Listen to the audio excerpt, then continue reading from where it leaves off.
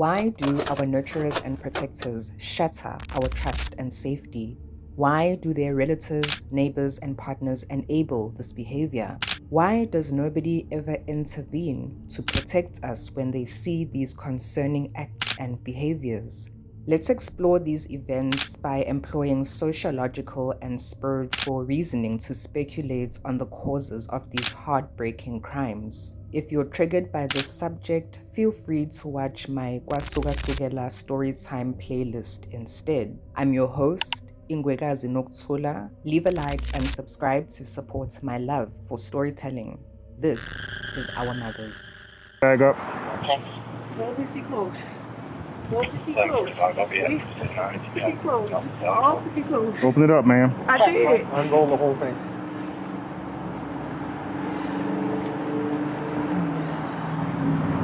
What? Open that up. Open that up. What the f***? Get the f*** in! Put your hands up! Don't you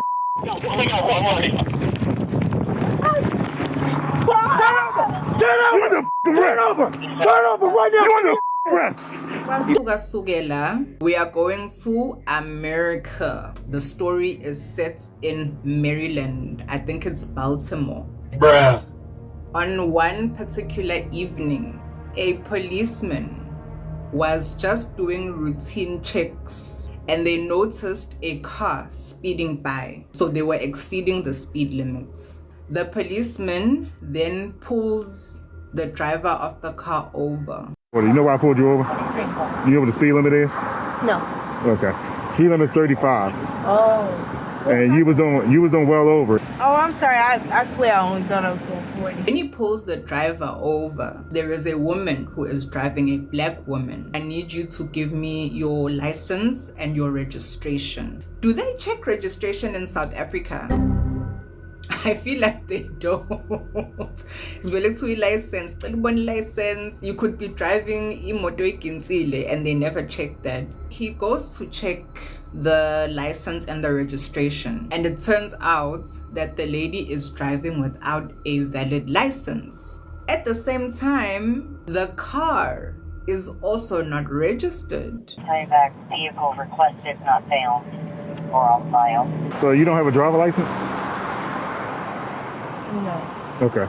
And also, this vehicle is not even registered. Those tags in there are fake tags. This car has to be towed. Can I get my stuff out of it? Yeah, you get everything out of it, but how long did you have this car? Probably like almost 30 days. He goes back to her and he says, ma'am, we've got a problem here. You are speeding, but also you are driving without a valid license. Not only that, your car is not showing up on the registration system. He asks, how long have you had this car? And she says she's had the car for about 30 days. He then calls for the tow truck. The tow truck has to come to pull the car.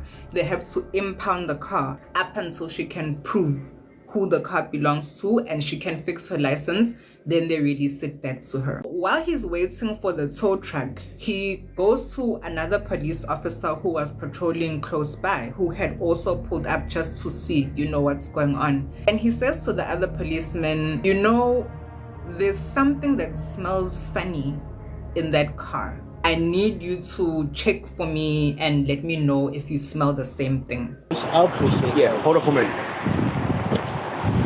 Eric, do me a favor. Walk over to that car and just see what you smell. Not drugs or anything, but see if you smell anything other than drugs. Did you move in your car? This way I live at. What you hitting? No, seriously. I just need to find. I need to know. I told you. The other policeman goes towards the car. He's checking inside. He says he can see there's like a whole lot of stuff in the back seats. He comes back to the first officer and he says, you know what, you're right. Something doesn't smell so mwah over there. While they're chatting, the driver of the car goes and opens the trunk, the boots, to start taking out things because they say they're impounding the vehicle. They're taking the vehicle to impound it so that she can't use it in the meantime. While she's taking out things, she's asking why are you guys taking my car? Please, I've been living out of my car. I don't have anywhere to go right now. I was living in a hotel before, but now I can't afford to pay for the hotel, so I've been living out of my car. They're like, we can't help you with that. You're gonna have to deal with all that down at the station. Ms. Johnson, you come over here. So you got pulled over for the same stuff already. But that's why I went, and I really thought I got good tags. Like, you literally see, like, we literally, well, not her, but me and my kids literally living in the car. Like, Ms. Johnson, I just need you to sign this. This is basically telling you that you have to go to Kelso Drive Courthouse within 5 days to request a court date. If you don't request a court date within 5 days, they can issue a warrant for your arrest. While she's taking out things, it turns out there's a passenger in the car with her. And the policeman asks her, okay, who is that? And she says, oh no, that's my friend BB. Hey BB, when you see this. She says, no, that's my friend BB. She's just been riding with me. She's been living with me as well. And then she says, please just be gentle with her. She's a bit mentally slow. There's something not okay with her. Hey peeps. When the driver, her name is Nicole, when Nicole is taking out things from the car, the first policeman asks, sis, what is all this? And she says, no, remember I told you we were living in a hotel. Now we're living out of the car. So these are blankets. It's all the blankets and all that stuff that we use. He says to her, okay, well, me and my fellow officer, we're picking up a bit of an odor here. What is that? She says it's dirty blankets. What is this right here? Huh? What is this? A bunch of dirty clothes. A bunch of dirty clothes. That don't smell like dirty clothes. Huh? That don't smell like dirty clothes. What do you mean? I'm about to show you. I'm about to show you. I'm about to show you right now. There's a bunch of dirty blankets. Well, this been sitting in there for months and months and months and months and months. You're gonna have to, ma'am, you're gonna have to open that up all the way. Yo, Nicole, Gosiam. Updates Nicole, she's unloading from the car, right? Remember the policeman asked her, what's that? And she said, these are old, dirty blankets. Oh, baby, she's just chilling. She's taking things out the car. She's putting them on the pavement. The policeman says, can you open those blankets? Right? I want to see. So she starts unwrapping the blankets. And she's like, yeah, no, I'll show you. It's not a problem. It's not an issue. But she's taking her time. The policeman is like, you know what? You're taking too long. Literally ripping through all the veins so we can see all the dirty stuff. If I take all my stuff out, where am I gonna? I just need this right here is drawing my attention to it, so I'm gonna have to. I need to see it. I know. Just feel it. That's why I'm trying to show you. No. I'm with you. What happened? No, I'm just telling him, giving him some advice. Okay. I'm telling you, you're just gonna find a bunch of dirty blankets. Yeah, but I need this. I need to know what that smell is. I am. I'm about to show you. The tow truck people show up anyway with another car of policemen. They have tools, right? Because they would have been towing the truck. They have tools to sort of cut through things quickly. The first policeman says, you know what, bro, can you come and open this bag? This lady's taking forever, right? And my vula, like it's like plastic upon plastic. So she keeps opening. The policeman comes, he starts cutting through the layers of plastic. You gotta get all the way through to the dirty pissy clothes. Keep finding blankets. I ain't got one blanket. Keep finding. Oh, you can keep finding them. What? You see them right there as soon as you open the suit. Huh? Keep finding plastic. Oh yeah, cause as soon as you open it, you gonna find them. Just open the suitcase and we can be good after that. There'll be more blankets still. Can you cut it from here? Can you cut it one more time? And this is what smells, Rita. What is that? Huh? What is that? Dirty things? No. Open. Pull it out. Pull. Dirty things from my husband. Pull the whole bag out. I am. My husband just said the dirty The dirty blanket for her. I am. See? Take it out. Take the bag out. Take that bag out of there. I am. Okay. Pull that bag out.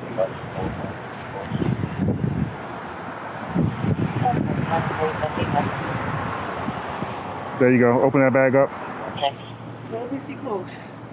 Don't be too close. And when he cuts through the layers of the plastic, uphume one of those big plastic square containers that we use for storage. When the container shows, the first policeman panics. Nicole also dashes away, so he chases after her, he catches her, and he puts her in handcuffs, and they put her on the side of the pavement. Open it up, ma'am. I did. Unroll the whole thing.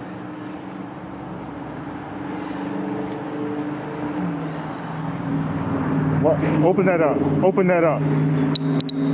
What the f? Get the f in! Put your hands up! Don't you Turn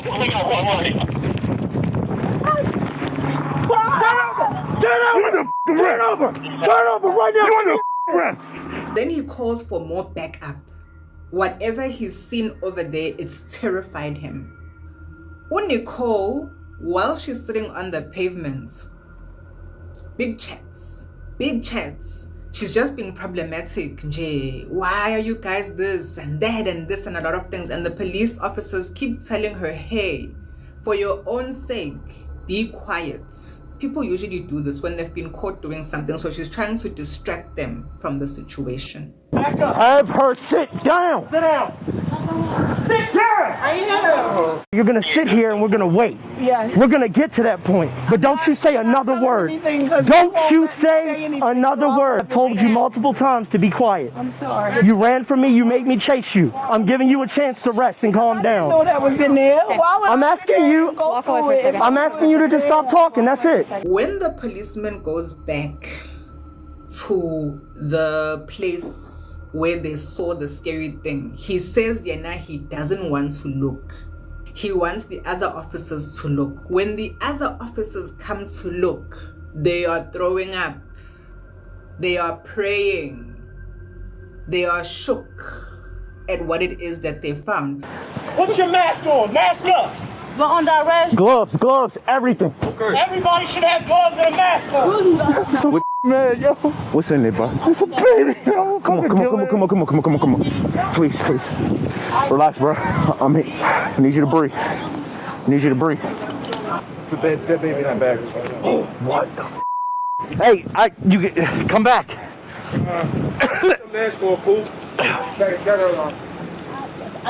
It looks like a kid that's curled up in there. So he goes over there and he says, guys, can you just tell me what it is that's in there? I'm scared to look. And one of the officers says, it looks like a child. It looks like a little girl. She can't be more than 5 or 6. And I know because my child is turning 5 over the weekend. She's about the same size as my child. We need to verify. We don't know what this is. Oh God. Oh, what Jesus is? Christ. Oh, Jesus. Oh, my God. It's a little girl. You hurt? What the It's messing my head up. I can't vision it. Like my daughter turns 5 Saturday. You know what I mean? This is 100% a 5-year-old kid. So they take everything and now everybody's going down to the police station. They pat down Nicole. They ask her, do you have anything on you that might be dangerous? She's like, no. All she has on her is some money. So there's a female officer who's there. When she's searching Nicole, she feels something and she's like, what's that? And Nicole says, it's beads. It's waist beads. Well, we're gonna be To the going back to the precinct. For what? Ma'am, stand up. Enough. Stand up. Walk. BB, be good. You are okay. You know you don't be with me. You know you are okay, BB. Just be good, yo. Just be good. I don't know what she slows with, but she really don't have anything to do with anything. You got anything on you? No, man. All right. It's $20 in my bra. In your bra? Yes, ma'am. On Where? this side, I think. What is this? Part of your underwear?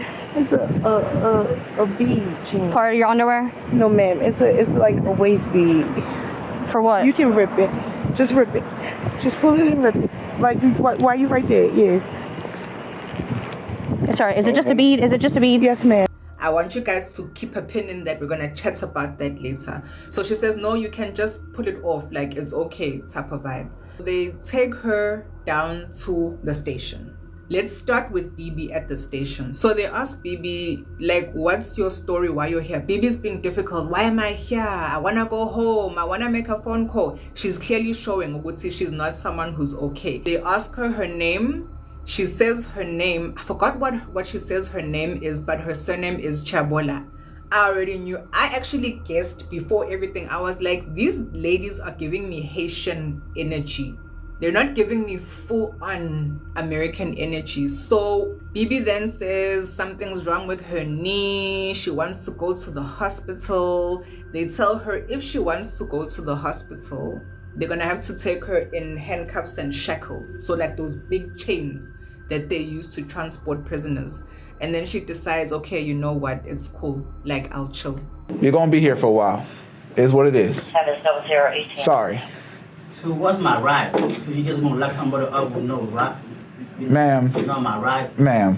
What's your first name? Kazadi. Kazadi? Yes. What's your last name? Chibola. So you guys are gonna lock me and frame me for something you guys cannot tell me. I'm not crazy. Can I go to hospital then? Can I go to hospital then? What is your health complaint, madam? Can I go to hospital then? What's wrong with you? I'm not fine. Okay. Then what's wrong? I'm not fine. Okay, then let's discuss what's wrong so I can get you the help you need. They squish my knee for too hard. What knee is hurt? This one. Okay, show me where you're hurt. Okay. Now, That's not his you're word. going to the hospital, you're getting shackles on. Point blank It's not period. if and a but. It's not up for debate. For the bed? Yeah. Do you want to go to the hospital or not? Nah. I changed my mind. Now it's time for them to chat to Nicole. Nicole is sitting on the floor. The detective comes in. He offers her a cigarette. She smokes the cigarette and then they leave her alone for a little bit. She's busy chatting to herself, asking herself, why did I do this? This and that, arguing with herself. People will usually do this to sort of make themselves look unstable. It's okay. She making an argument about it. I'm all like, what am I arguing for? Just open it and let them look at it. I should have known that person was so stupid. So stupid. So stupid. I don't want to cry so bad. I can't even cry because it's awful. It's awful. Take it back a little bit. By the way, when they were busy arresting her, she had just been going off on a tangent. First, she said to the policeman, you want to look through my things? I'm already going to be on the news tomorrow. That's the first thing she said. The second thing she did, she called one of her friends and she said, hey, they're impounding my car. I don't know what to do. I don't know what I'm going to do. I don't know where I'm going to go. You guys have been telling me to look for the light, look for the light. Where's the lights? I can't find the lights. I've been trying. And she's like crying and all of that.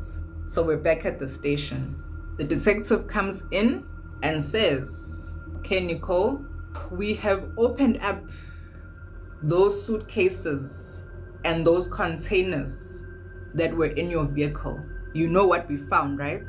She says, no. What did you find? In the first container, we found a little girl. What happened? What's going on? Nicole goes this way, she goes that way. And then the detective pulls out some photos, right? He's like, who are these people? Do you recognize this person at all? Who's that? Who is that? Their mother. That's their mother? Mm-hmm. Who are they? That's when I had them. If you look at them when I had them. So that's who? That's Shasta. And that's who? Remember? Okay. Then she starts crying. She starts becoming emotional. The detective asks, what happened? She says she was looking after the little girl. She's looking after her sister's daughter. Nicole says she can't remember what had happened, But the little girl had gone to get something from the fridge. And when she went to get something from the fridge, she ended up on the ground. It was really an accident. Okay, what happened? I gave her a beating. I can't hear you. What? I gave her a beating. Mm-hmm. And then the next thing I know, she just wasn't saying anything or nothing or nothing or nothing. Like, Okay. So you gave her a beating? Explain to me how it happened. like, she got in trouble for something one day that I didn't beat her for. Like what? Stealing something or going in the refrigerator or doing something or something. I told you I beat her. How? Huh? With what? I don't even think it was anything. I think it's just my hands. How many times do you think you might have hit her? I don't know. But I know she fell. Fell on what? On the floor. And the detective says, but how? And she says, oh, I don't know. She was getting food, and I think she had also made a mess on herself. So I got frustrated, and I beat her. And the detective says, so is that how she ended up on the ground? And she says, yes. The detective says, okay, and then what happened? She says, then I took her, and I put her in the bed, and I laid down with her. And then what did you do next? I laid in the bed with her. You laid her in the bed and laid next to her? Where was the boy at this time? Asleep in the other bed. Okay.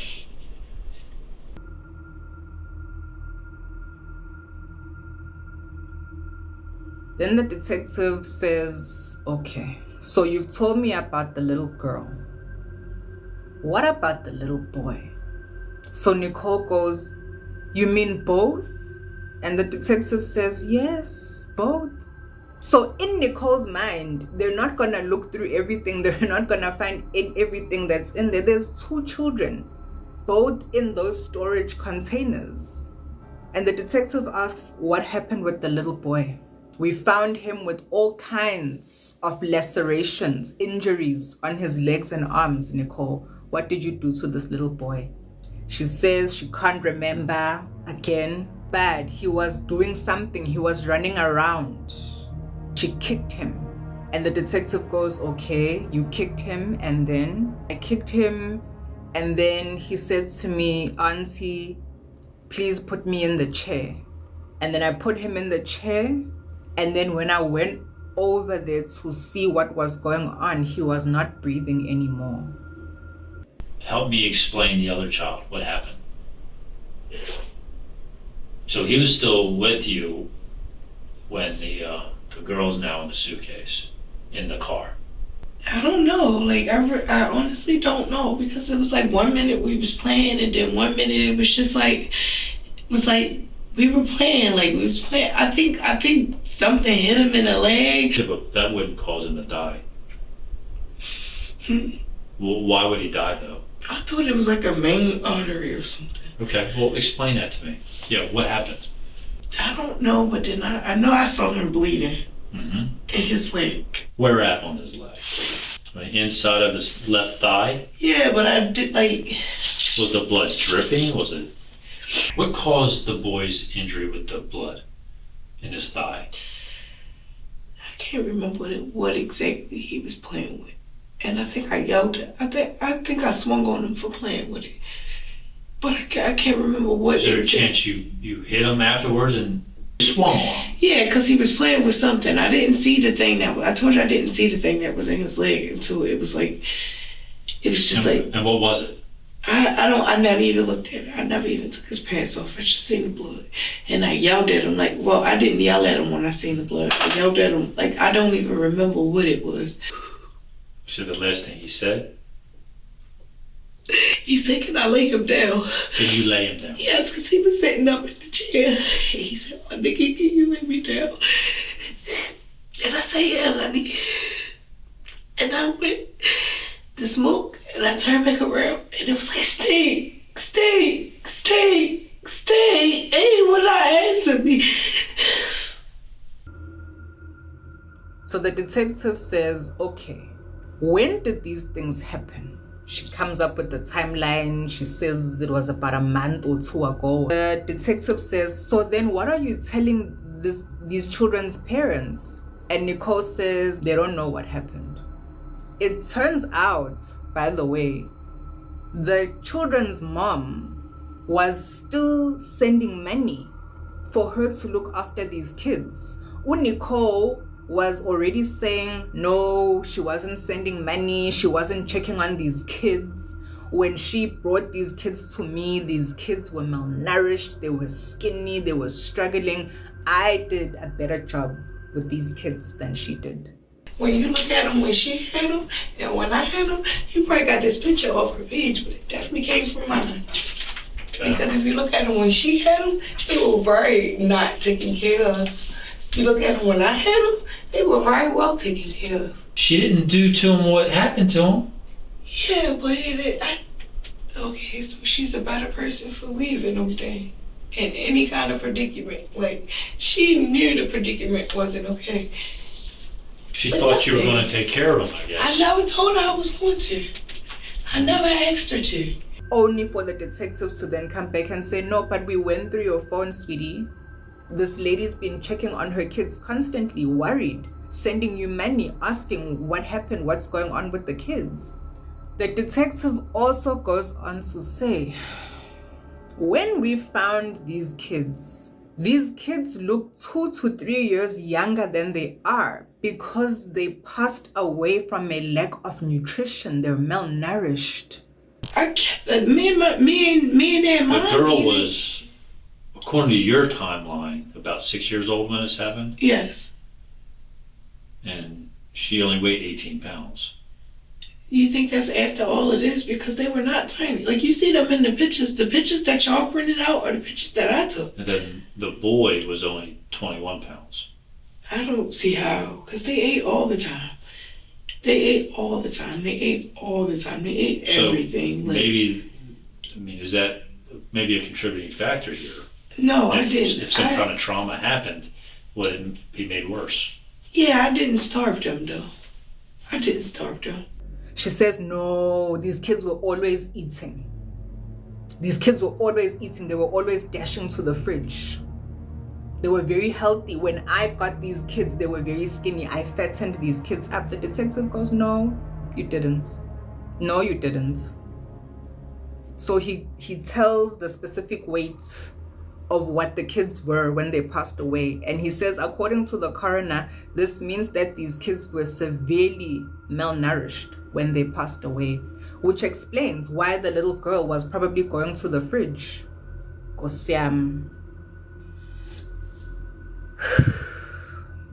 So, let me give you a summary of what had happened, and then we're gonna have a quick analysis, right, on all the points that I said we must put a pin in. The kids were starving when they had passed away. I'm sure they were trying to steal food from the fridge, and because all abusive and narcissistic women, I don't know what it is with them and food. Remember we spoke about it last year? I told you a classic sign of an abusive and narcissistic female is controlling food. They hide food. They deprive you of food. They want to control how much food everybody is eating. But for them, they must have food whenever. Yes. So she's getting money to sustain these kids. She's not sustaining these kids. And also, guys, stop leaving your kids with random women, especially family. You never know how they actually truly feel about your kids. And please, you already know it's even worse. If you know they don't like you, they're definitely not gonna love your kids. No, they're not. So she's been living with these kids in a hotel, moving them from here to there. That's already a deep-seated trauma for kids, having an unstable childhood, moving from here to there, not with our mom. We're not eating. We're not going to daycare. We're not going to school. They're going to grow up and have problems. So at some point, I guess something took over her and she decided, you know what, I can't do it with these kids anymore. I suspect She was busy with some sketchy spiritual things going on over there. I have a feeling they were trafficking Bibi, by the way. She was pimping Bibi out. Nicole herself, by the way, is a sex worker. Yes. When they found the little girl, one of the cops said her skin looks like she's developing vitiligo, right? Which is when your skin starts to bleach out. This lady was going to sell off maybe the body parts of these kids, and then something went wrong. She made a deal with some people. Remember I told you about the waist beads? The type of waist beads that she was wearing was metallic, for the policewoman to say, what is this? It wasn't plastic or crystal waist beads. They were metallic waist beads. If you know, you know. Abu Nicole. So then they ask her, why, when you realized that these kids were deceased, why didn't you call the police? She can't answer. So you are dragging around 2 kids in containers in a vehicle, moving from place to place. I didn't read the full coroner's report, right? I saw about the lacerations and things like that. I didn't check, and nobody mentioned whether the kids still had all their organs. I bet you'll find there were certain parts of those kids that were cut out. Yes, our mothers and our aunts. That's why it always stresses me out. It starts with shouting. It starts at constantly shouting at your child because you are unable to regulate your emotions. You haven't dealt with your anger problems. Then it escalates to you smacking the children.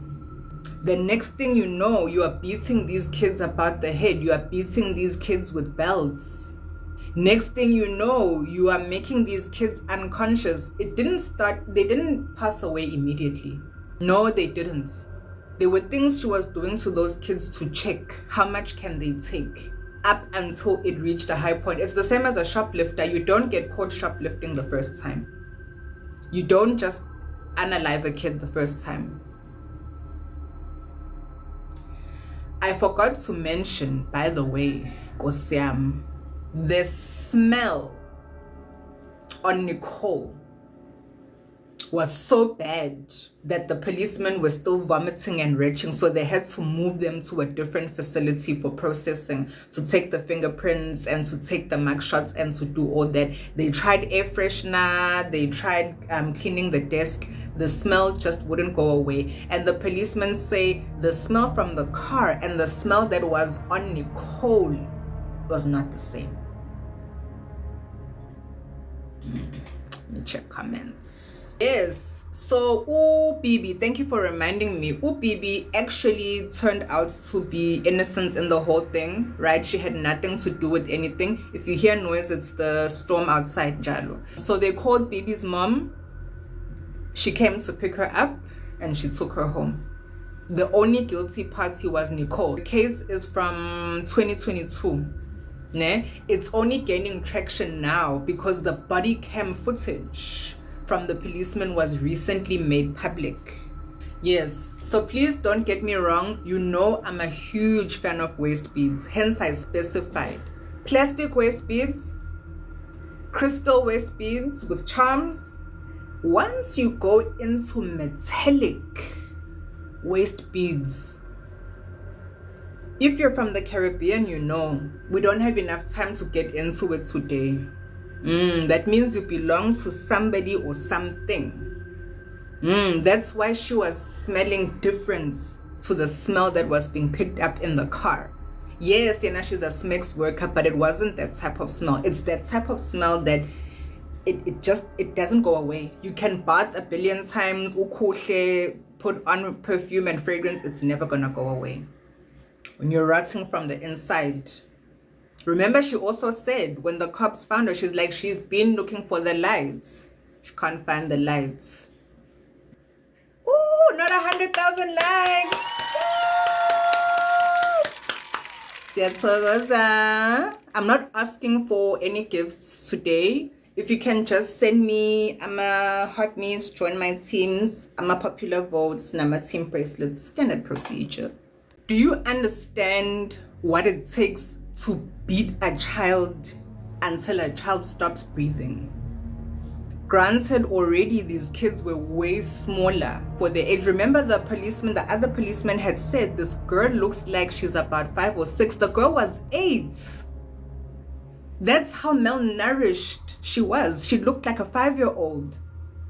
Uyishaye ingane. Not only do you beat the child, you then take the child and you lay in the bed with the child. Cha only knows what else she was doing to those children. Because remember, she's also a sex worker. Cha only knows what was being done to those little kids before they were starved and before they were unalived. I don't even trust a nanny. Personally, I don't even trust a nanny. I don't. Family. For me, I always said I once went to a neighbor's house and I found the helper wiping the kid's mouth with a dishcloth for washing dishes. At that age, I think I was a teenager, I decided nobody's ever gonna look after my child. Never, ever. I will only have children when I can be at home full time. Thank you. Ngiyabonga. Nicole, I very much suspect she's Haitian, right? Yes, they become Americanized when they get there, but you don't, as an American, just find yourself ingrained in all this. She's probably American by way of Haiti. I could pick up a little accent there when she was chatting. It's the denial for me. If you could see, when I edit this video, you'll see the sass, the attitude that she was giving. Like she's done nothing wrong.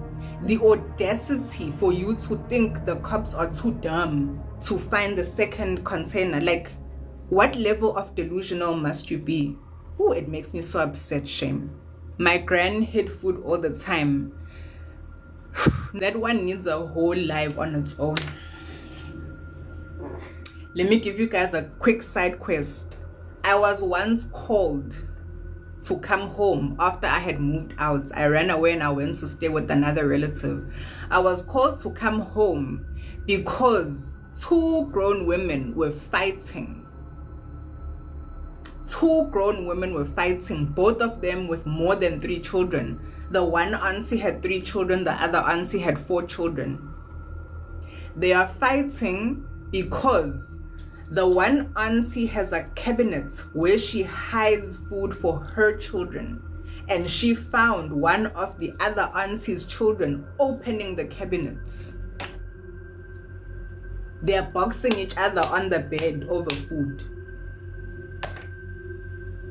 And there's something very wrong with you as a grown adult having to hide food. There's more than enough food for everybody.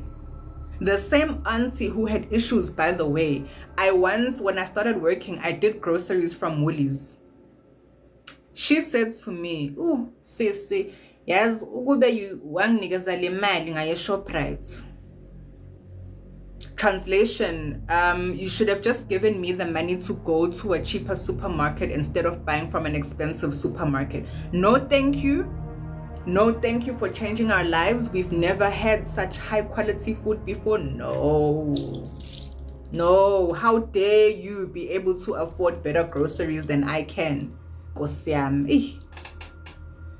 We could chat about that one all day. It's actually triggering me.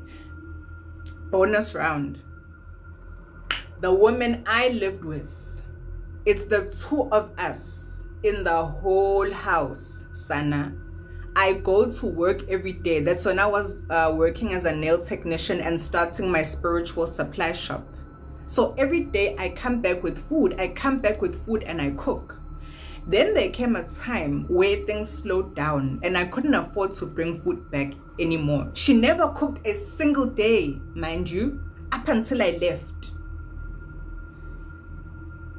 When things slowed down and I could no longer bring back food every day or cook, she started hiding food in a storeroom.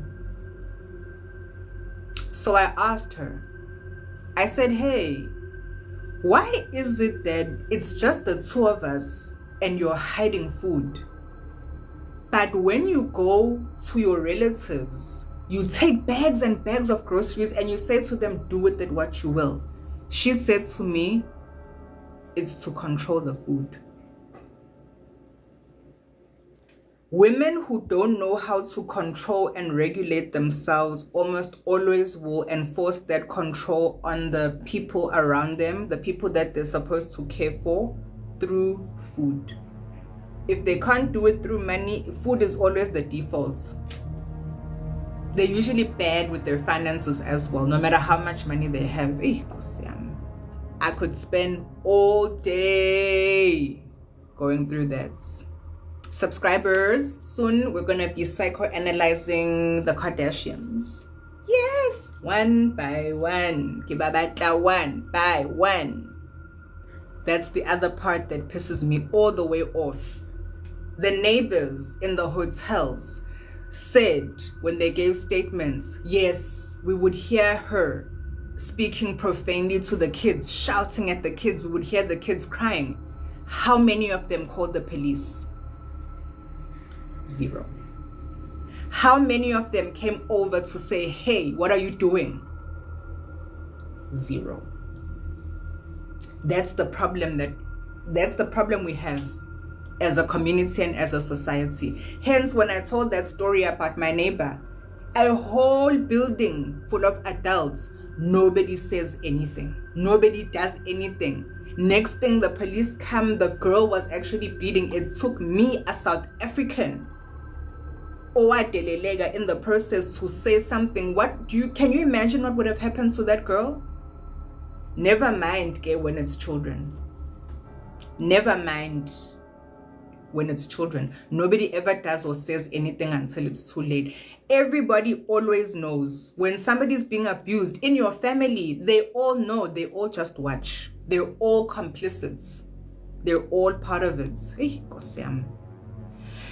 Deep breath, something to drink.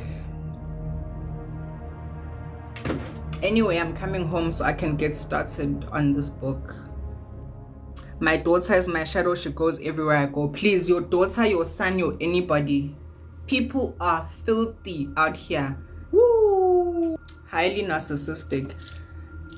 The part that gets me is always they are the ones complaining about other people being narcissistic. That aunt who was busy boxing the other one would constantly tell me, oh, my boss is so narcissistic and so narcissistic. I was like, oh, who taught you this word? Hey, I'll save the juicy parts about her for the book. That one, chapter she deserves her own whole chapter. That lady, the things that lady has put our family through. Whoa,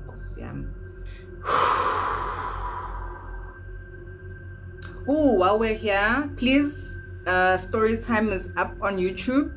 Go and run it up. When you go to sleep, just leave it playing in the background, a playlist. I'm racking up those watch time hours, please, so I can become a full-time content creator. Then you guys can stop harassing me. Kaka, when are you giving us another story? Go and watch the YouTube videos for as long as possible so I can get paid. Then I can make stories all day, every day. Kona manjeng busy, please.